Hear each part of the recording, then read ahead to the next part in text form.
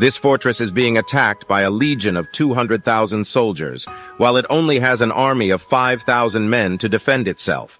However, the small army is about to do something incredible in the face of these impossible odds. The emperor of the Tang Empire, Taizong, is referred to as the God of War, and he has arrived to attack and conquer the country of Goguryeo with 200,000 men.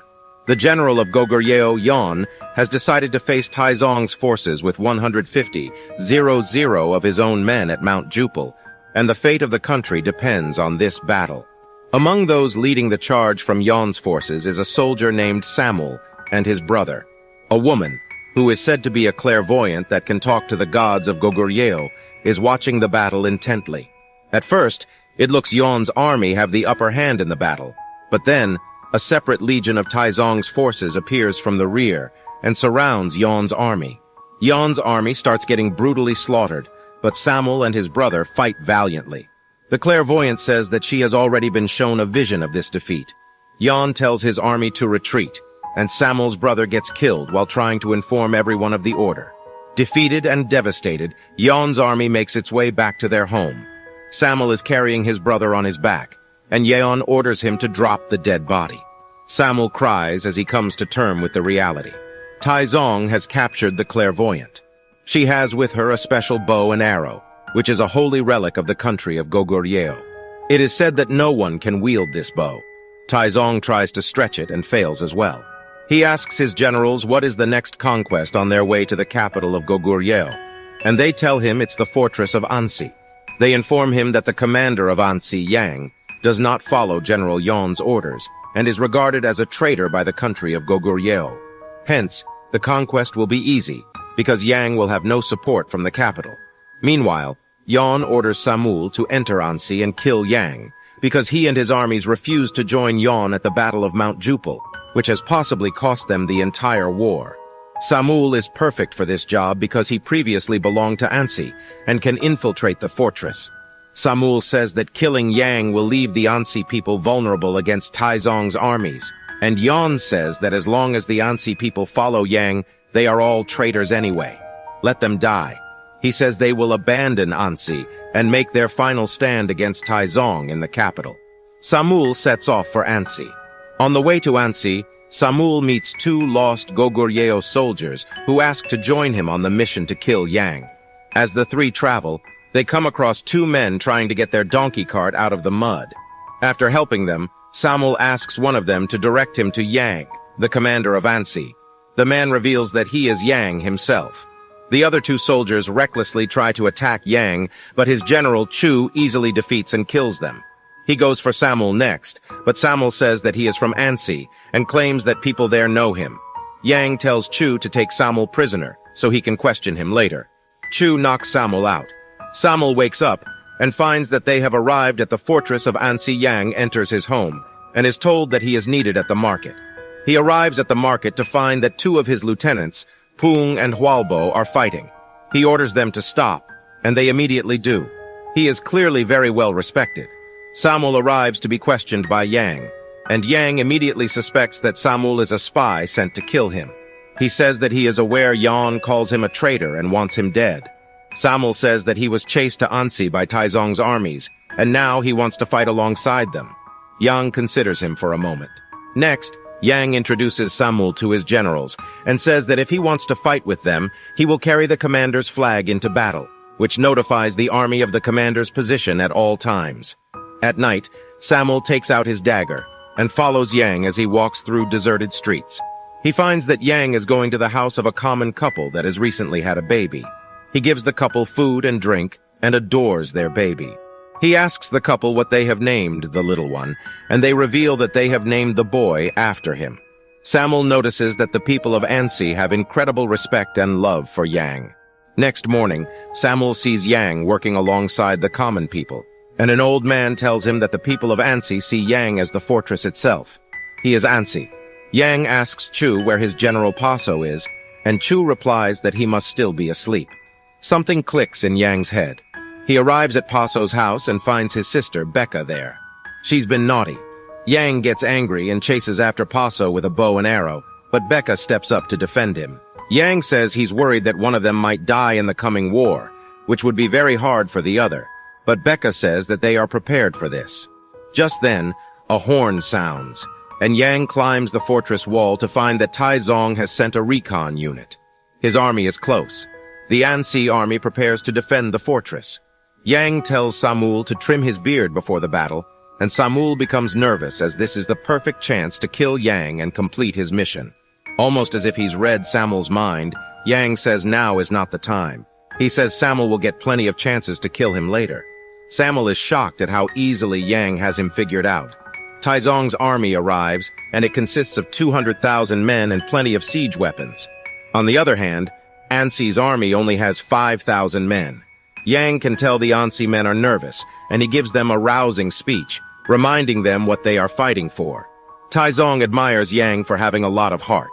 The battle begins, and Taizong's army throws massive rocks at the Ansi fortress.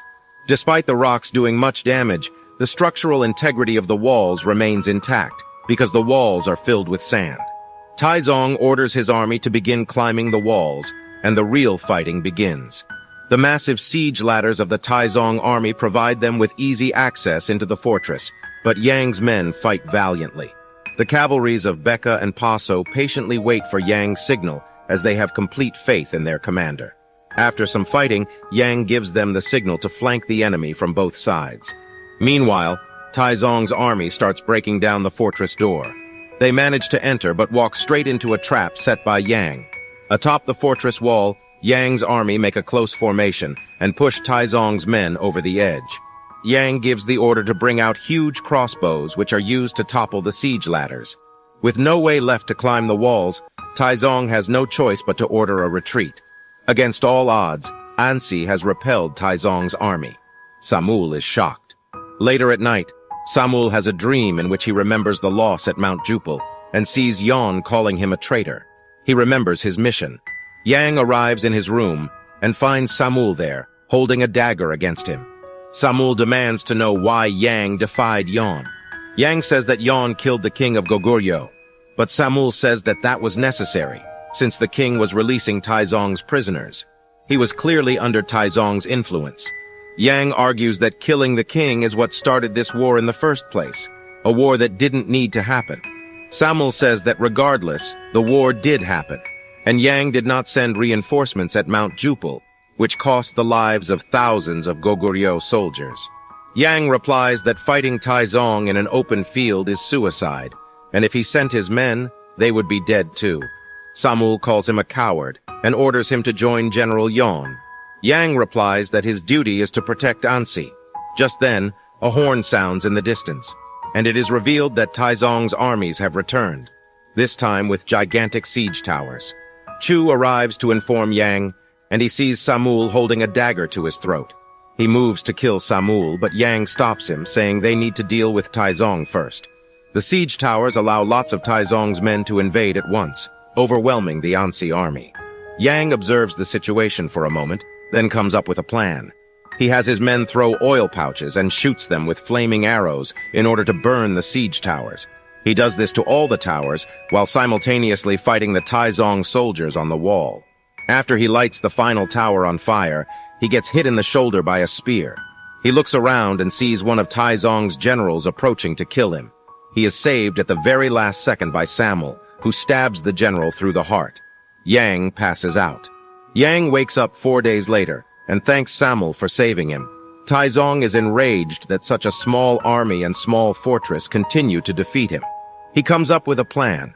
The clairvoyant arrives at Ansi along with the holy bow and arrow and tells Yang that Taizong sent her to inform him that he has one last chance to submit defeat before Taizong makes his final move.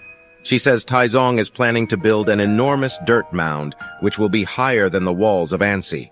They won't be able to topple the mound and repel his attack this time.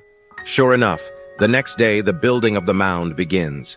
The clairvoyant says that she has seen the downfall of Ansi and Yang must surrender, but Yang refuses.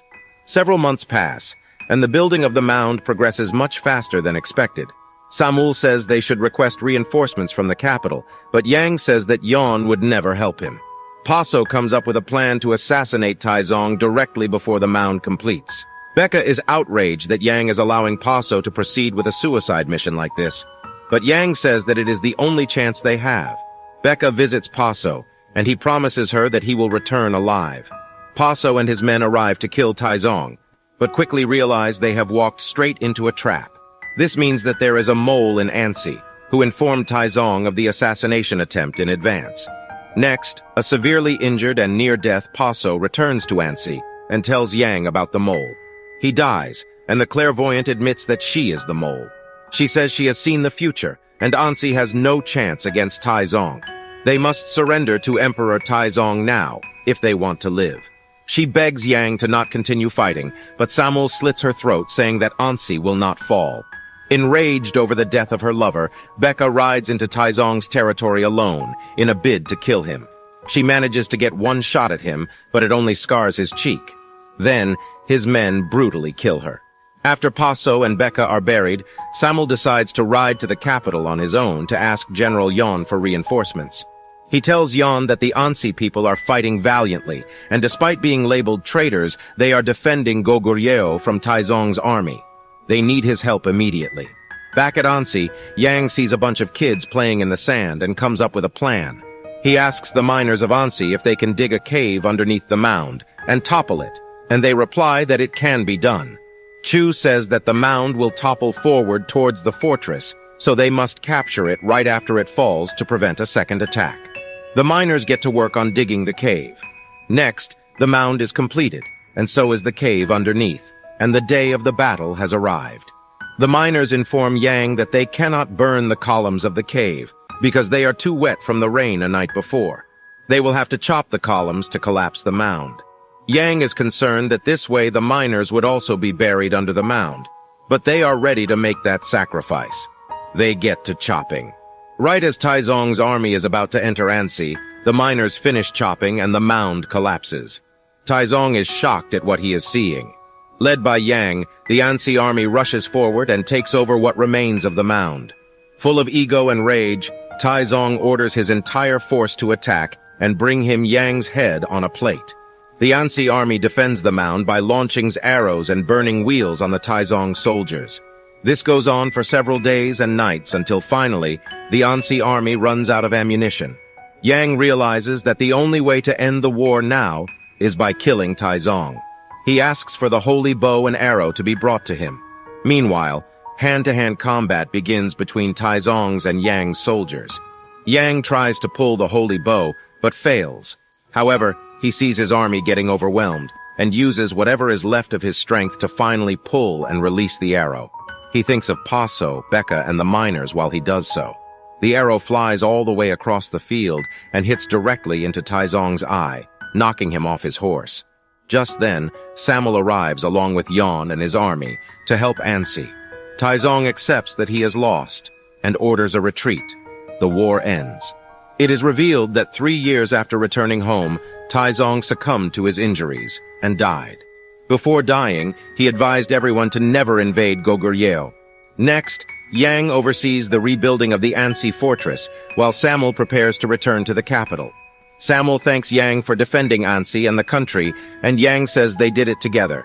He tells Samul he is welcome at Ansi anytime, and then watches on from the wall as Samul rides off. The end. Thank you for watching. Be sure to like our channel and subscribe if you enjoy content like this. Also, let us know what movie you would love us to recap for you.